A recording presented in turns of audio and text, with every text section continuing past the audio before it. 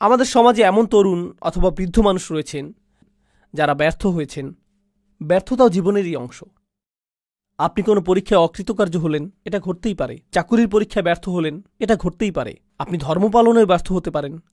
কোনো তরুণ হতাশার শিকার হয়ে মদ্যপান শুরু করতে পারে, এটা ঘটতে পারে। কেউ হারাম সম্পর্কে জড়িয়ে পড়তে পারে, এরপর ড্রাগ, মদ্যপান এবং এ জাতীয় আরও অন্ধকার পথ বেছে নিতে পারে, আরও খারাপ পথেও যেতে পারে। সে আরও নিচে চলে যেতে পারে, আরও নিচে চলে যেতে পারে। আপনি যদি আপনার শিশু সন্তানটিকে নিয়ে হাঁটেন আর শিশুটি পড়ে যায়, তখন আপনি কি করেন? আপনি তাকে তুলে নেন, তাকে মুছে দিবেন। যদি সে আঘাত পায়, সেখানে ব্যান্ডেজ লাগিয়ে দিবেন, অ্যান্টিসেপটিক লাগিয়ে দিবেন, তাকে সেরে ওঠার সুযোগ দিবেন যাতে সে সুস্থ হয়ে ওঠে। আমাদের সমাজে কি ঘটে, কি হয় যখন আমাদের পরিসরে কেউ নিচে পড়ে যায়? ও মাই গড, আস্তাগফিরুল্লাহ। এই যুগের তরুণদেরকে দেখো, জানো কি দেখলাম? আব্দুল করিম কি করেছে জানো? লা হাওলা ওয়ালা কুওয়াতা ইল্লা বিল্লাহ। আমি তাকে অমুক জায়গা থেকে বের হতে দেখলাম। ইন্না লিল্লাহি ওয়া ইন্না ইলাইহি রাজিউন। কেউ একজনের তার সাথে কথা বলা উচিত। জানেন বিষয়টা কি? সেই ব্যক্তিটি হয়তো একটি পাপ কাজ করেছে। আমি বলবো যে আপনি তার চেয়েও বড় পাপ কাজ করেছেন।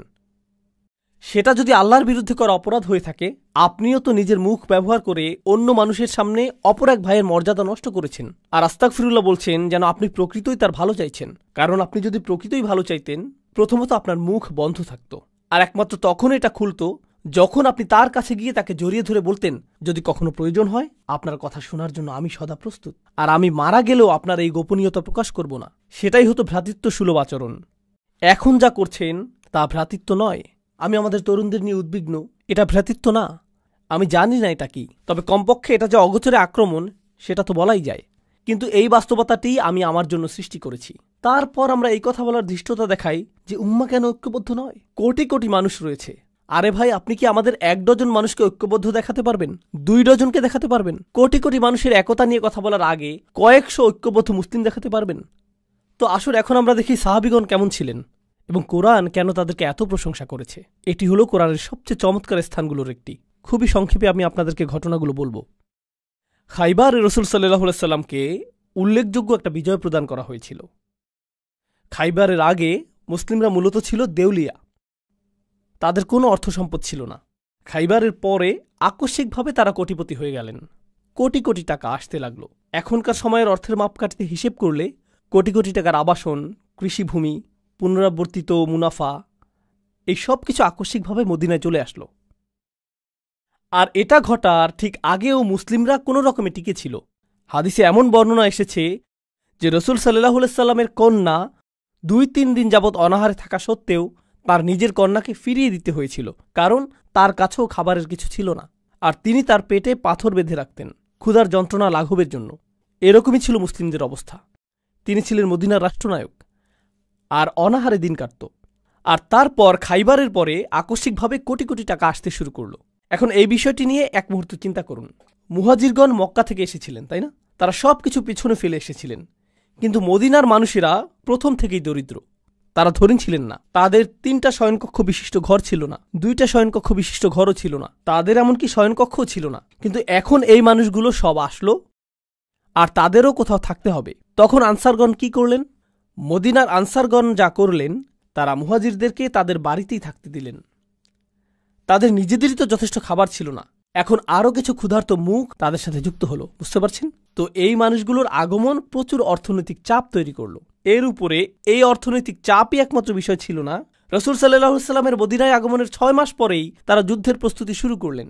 বদরের যুদ্ধ শুরু হবার উপক্রম হলো। আর আপনি যখন যুদ্ধের প্রস্তুতি গ্রহণ করেন, আপনাকে এটা জেনে রাখতে হবে যে যুদ্ধ ব্যয়বহুল। যুদ্ধের জন্য কে খরচ করবে? মুহাজিরদের কাছে তো কোনো অর্থ নেই, কারণ তারা সকল অর্থ পেছনে ফেলে এসেছেন। এখন এই সকল ব্যয় বহন কে করবে? আনসাররা। একে তো আনসাররা মুহাজিরদের ব্যয় বহন করছে, তার উপর এখন তারা আল্লাহর পথে যুদ্ধ করার জন্য বেশিরভাগ অর্থের যোগান দিচ্ছেন। তাদের অবস্থার প্রেক্ষিতে যে মুহূর্তেই তারা ইসলাম গ্রহণ করলেন, তাদের ব্যক্তিগত জীবন বলে আর কিছু রইল না। নিজেদের সেই ক্ষুদ্র ছোট পরিসরটাকেও তাদের অন্য কারোর সাথে ভাগ করে নিতে হলো। তারা নিজেদের খাবারটুকু একা খেতে পারলেন না। এখনকার সময়ে বলা হয়ে থাকে যে দেয়াল নির্মাণের মাধ্যমে অভিবাসী সমস্যার সমাধান করা হবে। তারা কিন্তু সেখানে বসবাস করছেন। বইয়ের পাতা এটা পড়া সহজ যে আনসারগণ মুহাজিরদের সহায়তা করেছিলেন। যদি কেউ আপনার ঘরে এসে পড়ে, আপনার সাথে 6 মাস অবস্থান করে, আপনার চাচাতো ভাই, আপনার ভাই 2 দিনের জন্য আসলো, 2টি দিনই নির্ধারিত। তুমি ঈদ করতে এসেছো, ঈদ শেষ, সামনের ঈদে দেখা হবে, সামনের ঈদে আমি বরং তোমার ঘরে আসব। কেউ আপনার ঘরে 6 মাস, 1 বছর অথবা অনির্দিষ্টকালের জন্য অবস্থানের সিদ্ধান্ত নিল। এক পর্যায়ে আপনি বিরক্ত হয়ে যাবেন, একসময় টানাপোড়েন শুরু হয়ে যাবে। ঠিক আছে, আপনি আমার ইসলামী ভাই, কিন্তু আপনি কি এখানে বসা থেকে বিরত থাকবেন? এটা আমার বসার স্থান। আপনি আমার ইসলামী ভাই, কিন্তু আমার যেই 1 টুকরো চিকেন ছিল তাই আপনি খেয়ে নিলেন। এই কমলাটি কে নিয়েছে? এটা কে করেছে? কে সবকিছু এলোমেলো করে রেখেছে? ও আল্লাহ! এরকম শুরু হয়ে যাবে। তারা তো মানুষই, তারা তো মানুষ। এর উপরে তারা আবার একটি যুদ্ধের সম্মুখীন হলেন। আর বেশিরভাগ শহীদ বদর এবং উহুদে, বেশিরভাগ মানুষ যারা হত্যার শিকার হয়েছিলেন তারা ছিলেন আনসার, তারা ছিলেন মদিনার অধিবাসী। তো আমরা ব্যয় করছি, আমরা গৃহের অংশ ছেড়ে দিচ্ছি, আবার আমরা হত্যারও শিকার হচ্ছি। এই সব কিছু ঘটতে থাকলো, আর তারা দিয়েই গেলেন, দিয়েই গেলেন, দিয়েই গেলেন এবং দিয়েই গেলেন। সবশেষে কোটি কোটি টাকা আসতে লাগলো। খাইবারের যুদ্ধের পর তারা কোটিপতি হয়ে গেলেন।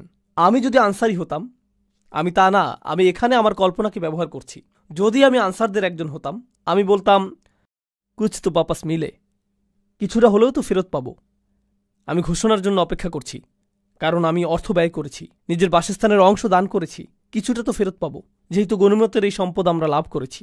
এখন আয়াতটি লক্ষ্য করুন, মা আফা আল্লাহু আলা রসুলিহি, আল্লাহ যাই তার রসুলের মাধ্যমে অর্জন করার সামর্থ্য প্রদান করেছেন, মিন আহলিল কুরা, অর্থাৎ সেই শহরগুলো থেকে, যার অর্থ খাইবার, ফালিল্লাহ, তা আল্লাহর মালিকানাধীন। প্রথমত একটা অংশ হচ্ছে আল্লাহর উদ্দেশ্যে। এটা দিয়ে কি বুঝায় তা এখন বলবো না, অন্য এক সময় বলবো। ওকে, ঠিক আছে, আল্লাহর জন্য, আমি বুঝতে পেরেছি। এরপর অলির রসুল, পরের অংশটি যাচ্ছে রসুল সাল্লাল্লাহু আলাইহি ওয়াসাল্লামের উদ্দেশ্যে, রসুল এবং তার পরিবার। ওকে, ঠিক আছে, এটা বেশ ভালো। ওয়াজিল কুরবা, নিকট আত্মীয়দের জন্য। ওয়াল ইয়াতামা, ইয়াতিমদের জন্য। আমি একজন আনসারি হয়ে তাকিয়ে আছি, ঠিক আছে, এতিমরা পাবে, আমি হয়তো এর পরে পাবো। ওয়াল মাসাকিন, গরিব মানুষেরা। ওকে, ঠিক আছে, গরিব মানুষদের পালা শেষ। এখন কি আমার প্রসঙ্গ আসবে? ওয়াবনিস সাবিল, যে মানুষেরা ভ্রমণরত, তাদের সাহায্য প্রয়োজন, কিছু অর্থ তাদের কাছেও যাবে। ঠিক আছে, তারপর এই আয়াতটির শেষে আল্লাহ বলছেন, মা আতাকুমুর রাসূলু ফাখুযুহু, আল্লাহ রসুল তোমাদের জন্য যা নীতি নির্ধারণ করেন তা গ্রহণ করো। ওমা নাহাকুম আনহু ফান্তাহু, আর তিনি যা নিষেধ করেন তা থেকে বিরত থাকো। ঠিক আছে, এখন পরবর্তী আয়াত, পরবর্তী গ্রহীতার কথা আসছে। লিল ফুকারা ইল মুহাজিরিন আল্লাযীনা উখরিজু মিন দিয়ারিহিম ওয়া আমওয়ালিহিম ইয়াবতাগুনা ফাদলাম মিনাল্লাহি ওয়া রিদওয়ানা, কপরদকহীন মুহাজিরগণ, যাদেরকে তাদের গৃহ এবং সম্পত্তি থেকে উৎখাত করা হয়েছে, যারা আল্লাহর অনুগ্রহের অন্বেষণ করে, যারা আল্লাহর অনুগ্রহের অন্বেষণ করে এবং তার সন্তুষ্টি কামনা করে, তারাই পরবর্তী গ্রহীতা। এখানে তো অনেকগুলো গ্রহীতা, সকল অর্থ বিভক্ত হয়ে যাচ্ছে, কিন্তু কার কথা এখনও উল্লেখ করা হয়নি? আনসারদের কথা উল্লেখ করা হয়নি। আর আনসারগণই সবচেয়ে বেশি অর্থ ব্যয় করেছিলেন, কিন্তু তাদের কথা এখনও আসেনি। সব শেষে আল্লাহ তাদের প্রসঙ্গ উল্লেখ করে বলছেন, ওয়াল্লাযীনা তাবাওয়াদ-দার ওয়াল ঈমান। শুধু লক্ষ্য করুন কিভাবে আল্লাহ তাদের সম্পর্কে বলছেন। আমি এই সব কিছু বলছি শুধু এটা দেখানোর জন্য যে কি চমৎকারভাবে আল্লাহ তাদের সম্পর্কে বলেছেন। সেই মানুষেরা তাদের ঘর এবং তারা পর্যাপ্ত স্থানের ব্যবস্থা করেছে, ঠিক যেভাবে আপনি আপনার ঘর উন্মুক্ত করেন, তারাও তাদের ঈমানকে উন্মুক্ত করেছিলেন। এখানে আল্লাহ আমাদেরকে একটা বার্তা দিচ্ছেন, আমার মুসলিম ভাইয়ের জন্য কতটুকু স্থান আমি আমার মনে তৈরি করেছি, এটা আমার ঈমানের অংশ। শুধুমাত্র নামাজের মধ্যে ঈমান সীমাবদ্ধ না, আমার মুসলিম ভাইয়ের জন্য যখন আমি হৃদয় উন্মুক্ত করি তাতেও ঈমান রয়েছে। আর আল্লাহ বলছেন এই মানুষগুলো উন্মুক্ত হৃদয়ের অধিকারী। আনসারদের প্রসঙ্গ অনেক পরে এসেছে, কিন্তু আনসারগণ কখনোই সেরকম বোধ করেননি, তারা সেটা অনুভব করেননি। তাদের ঈমানের মতো তাদের হৃদয়গুলো উন্মুক্ত ছিল। তারা তাদের ঘর এবং ঈমান উভয়টি উন্মুক্ত করে দেন। মিন ক্বাবলিহিম, তাদের আগমনের পূর্বেই, ইউহিব্বুনা মান হাজারা ইলাইহিম। কথাগুলো তেলাওয়াত করা খুবই সহজ, কিন্তু অনুধাবন করা খুবই কঠিন। তিনি বলছেন তারা ভালোবাসেন তাদেরকে যারা তাদের কাছে আশ্রয় গ্রহণ করেছেন। ইয়া আল্লাহ, এটা যদি আপনার এবং আমার বিষয়ে বলা হতো, কথাটা এরকম হতো, তারা কোনো রকমের সহ্য করছে তাদেরকে যারা তাদের কাছে আশ্রয় গ্রহণ করেছে। তারা প্রায় তাদেরকে হত্যা করার দ্বারপ্রান্তে পৌঁছে গিয়েছে যারা তাদের কাছে আশ্রয় গ্রহণ করেছে। তারা কামনা করেছে যে যারা তাদের কাছে আশ্রয় গ্রহণ করেছে তারা যাতে নিজ এলাকায় ফিরে যায়। মুনাফিকরাই এই কথাগুলো বলেছিল, লা ইরজা'না ইলাল মাদিনাতি লা ইখরিজান্নাল আযযু মিনাল আযাল। এই কথাটাই মুনাফিকরা বলেছিল যে তাদের নিজ এলাকায় ফেরত যাওয়া উচিত, এটাই তারা বলেছিল। তো এর অর্থ কি? আপনার মুসলিম ভাইয়ের জন্য হৃদয় উন্মুক্ত করা, তার সকল প্রয়োজন পূরণ করা, শুধুমাত্র অর্থনৈতিক প্রয়োজনই না, এর দ্বারা শুধুমাত্র অর্থনৈতিক সাহায্যই বোঝাচ্ছে না, এর দ্বারা বোঝাচ্ছে যে আপনি নিজের হৃদয়ে স্থান তৈরি করবেন, যাতে কোনো একজন আক্ষরিকভাবেই আপনার গৃহে আশ্রয় পেতে পারে। তাই আল্লাহ বলছেন, ইউহিব্বুনা মান হাজারা ইলাইহিম ওয়ালা ইয়াজিদুনা ফি সুদুরিহিম হাজাতাম মিম্মা উতু। অর্থাৎ যেই দায়িত্ব তাদেরকে প্রদান করা হয়েছে তার কারণে তারা নিজেদের হৃদয়ে কোনো অস্বস্তি রাখে না, তারা কখনোই অস্বস্তি অনুভব করে না, কারণ তারা কাউকে সহায়তা করছেন। তারা কখনোই অস্বস্তি বোধ করেন না, কারণ সে আমার ভাই, সে আমার বোন, সে আমার পরিবার। আল্লাহ বলেছেন যে সেটা আমার পরিবার। লা ইলাহা ইল্লাল্লাহর এই বন্ধন রক্ত সম্পর্কের চেয়েও বেশি। এটাই একমাত্র গুরুত্বপূর্ণ বিষয়। পরিবার সবার আগে, উম্মাহ সবার আগে, এটাই ছিল তাদের মনোভাব। আপনি অভিবাসন সংকট নিয়ে চিন্তা করেন।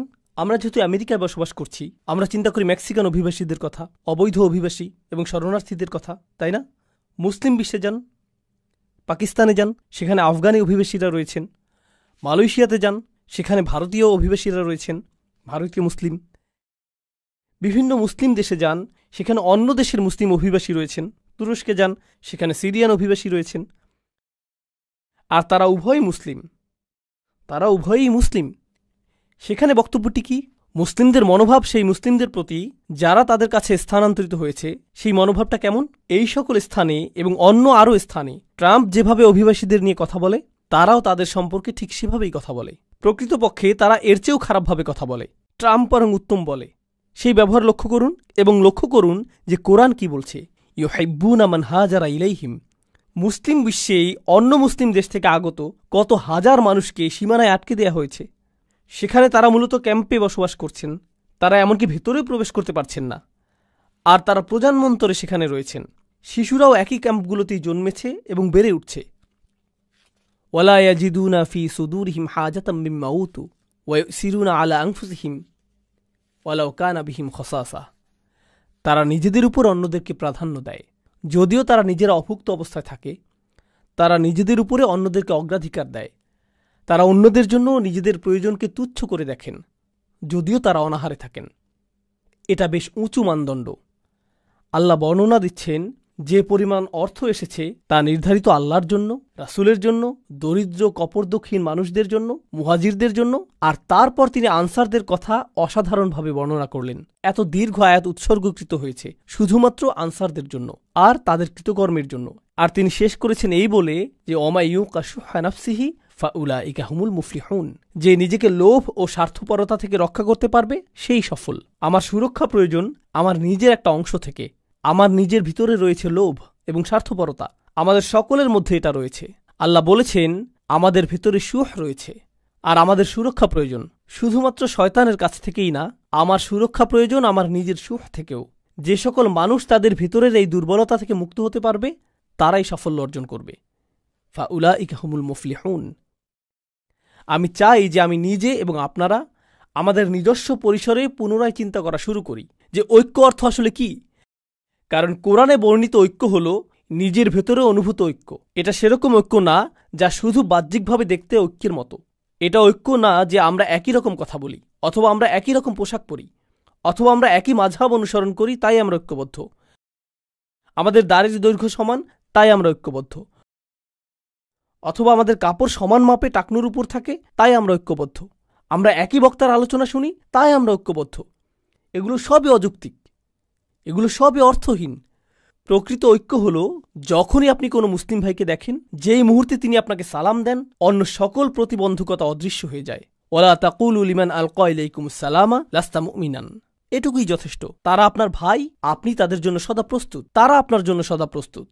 আমরা ঐক্যের প্রকৃত অর্থ জানব না যদি আমরা এটা নির্মাণ না করি, যদি আমরা এটাকে লালন না করি। আর আপনি এবং আমি এটাকে লালন করতে পারব যদি আমাদের নিজেদের ব্যক্তিগত পরিসর থেকে ঐক্যের চর্চা সৃষ্টি করা শুরু করি এবং মানুষের সাথে সম্পর্ক তৈরি শুরু করি। এই বিষয়ে আমি সর্বশেষ একটি কথা বলবো। ইতিমধ্যেই বক্তব্য দীর্ঘায়িত হয়ে গিয়েছে। সর্বশেষ যে কথাটি বলবো তা হলো, আমি 18-19 বছর বয়স থেকেই মুসলিমদের মাঝে কাজ করছি। খুতবা, দার্স এবং সক্রিয় কার্যক্রমগুলোতে যুক্ত ছিলাম। এটা প্রায় 25-26 বছর আগের কথা। আমি এই কার্যক্রমে দীর্ঘ সময় ধরে সংযুক্ত। আমি অনেক হালাকায় যোগ দিয়েছি, অনেক ইমামের সাথে ঘুরে বেরিয়েছি এবং যারা ইসলামী সম্মেলনের আয়োজন করে এই মানুষদের পরিসরে যুক্ত ছিলাম। আর এই পরিসরে আপনি বন্ধুত্ব তৈরি করেন, তাদের সাথে আপনি কথা বলেন ইসলাম নিয়ে, আপনি কথা বলেন উম্মার সমস্যা নিয়ে, আপনি অমুক আয়াত নিয়ে কথা বলেন, আপনি অমুক হাদিস নিয়ে কথা বলেন, আপনি ইতিহাস নিয়ে কথা বলেন। জানেন এই 25 বছর যাবৎ আমার পরিসরের মধ্যে একটা জিনিস রয়েছে যা নিয়ে কেউ কথা বলেনি, আর আমিও এটা নিয়ে কারোর সাথে কথা বলিনি, আর তা হলো তাদের ব্যক্তিগত জীবনে তারা কি কি সমস্যার মধ্য দিয়ে যাচ্ছেন। আমার পরিসরের মধ্যে এমন মানুষ ছিলেন যারা সকল ধরনের সমস্যার সাথে লড়াই করে যাচ্ছিলেন। বিষণ্ণতা, দুশ্চিন্তা, এমনকি কখনো কখনো আত্মহত্যার চিন্তা, বিবাহ বিচ্ছেদের কষ্ট, সন্তান লালন পালন, ভিসা বাতিল হওয়া, সব ধরনের সমস্যা ঘটে যাচ্ছে, আপনার জানার বাইরে থেকে যাচ্ছে। কারণ তারা এটা জানে যে এসব বিষয়ে কথা বলার জায়গা এটা না। তাদের মনোযোগের কেন্দ্রবিন্দু হলো শুধু হালাকা। তাদের মনোযোগ হলো তুমি কি এই প্রোগ্রামটা করতে পারবে, এটাই তাদের মনোযোগের বিষয়, এটুকুই। আর তুলনা করার জন্য আমি খ্রিস্টানদের একটা গির্জায় গিয়েছিলাম শুধু দেখার জন্য যে তারা কি করে। এক বুধবার রাতে গিয়েছিলাম, এখানকার স্থানীয় একটা গির্জা। তারা গোল হয়ে বসে, প্রথমে 5-7 মিনিট তারা গান গায় এবং এই জাতীয় কিছু কাজ করে। এরপর 1 ঘন্টা অতিবাহিত করে। জানেন সেই 1 ঘন্টায় তারা কি করে? সেখানকার পাদ্রী একজনকে বললেন, এই তোমার নাম কি? আমার নাম ফ্রাঙ্ক। তোমার নিজের সম্পর্কে কিছুটা বলো ফ্রাঙ্ক। এটা এটা এটা এটা তোমার এমন কি কোনো বিষয় আছে যার জন্য আমরা সবাই প্রার্থনা করতে পারি? হ্যাঁ, আমার মেয়ে আমার সাথে কথা বলে না, সেজন্য প্রার্থনা করুন। সকলে আসুন ফ্রাঙ্কের জন্য প্রার্থনা করি। পরবর্তী ব্যক্তি, পরবর্তী ব্যক্তি, পরবর্তী মহিলা, তুমি কি সমস্যা রয়েছ? আসো তোমার জন্য প্রার্থনা করি। কল্পনা করতে পারেন তারা এভাবে কথা বলছে, আর এই মানুষগুলো একে অপরকে চিনেও না। সব শেষে তারা একে অপরকে আলিঙ্গন করলো। এরপর এক ব্যক্তি এসে বলল, আমার মেয়ের সাথেও আমার একই রকম অবস্থা ছিল, আমরা কিন্তু যোগাযোগ রাখতে পারি, মাঝে মাঝে এই বিষয়ে কথা বলতে পারি, এটা অনেক বড় প্রাপ্তি। আর আমি বিস্মিত হয়ে এটা দেখছিলাম। আমাদের সত্য ধর্মের অনুসারী হওয়ার কথা ছিল, আমাদের হওয়ার কথা ছিল আদিল্লাতিনা আলাল মুমিনিন, আমাদের হওয়ার কথা ছিল ইউসিরুনা আলা আনফুসিহিম। আমি দেখলাম যে এই সবগুলো আয়াতই এমন মানুষেরা চর্চা করছে যারা আমাদের ধর্মের ভিতরের কেউ না। আর এত বছর ধরে আল্লাহর ঘর মসজিদে এবং মুসলিম পরিবেশে থেকেও আমি এটা দেখিনি। যা আছে তা খুবই সামান্য। আমাদেরকে যত্নশীলতার সাথে লালন করতে হবে, ভ্রাতৃত্বের লালন করতে হবে। এখান থেকেই ঐক্য আসবে। এটা বক্তব্য, আলোচনা এবং ভিডিও থেকে আসবে না। এটা আসবে যখন আপনি এবং আমি আসলেই সম্পর্ক তৈরি করব, গভীর সম্পর্ক। আল্লাহ আমাদেরকে একটি খাঁটি ঐক্যের অধিকারী মানুষে পরিণত করুন, আর আমাদেরকে একে অপরের প্রতি আন্তরিক করে দিন। তিনি আমাদের সম্পর্কের কৃত্রিমতা ও কপটতা দূর করে দিন এবং সবচেয়ে শক্তিশালী, গভীর এবং অকৃত্রিম সম্পর্ক দিয়ে তা প্রতিস্থাপিত করে দিন।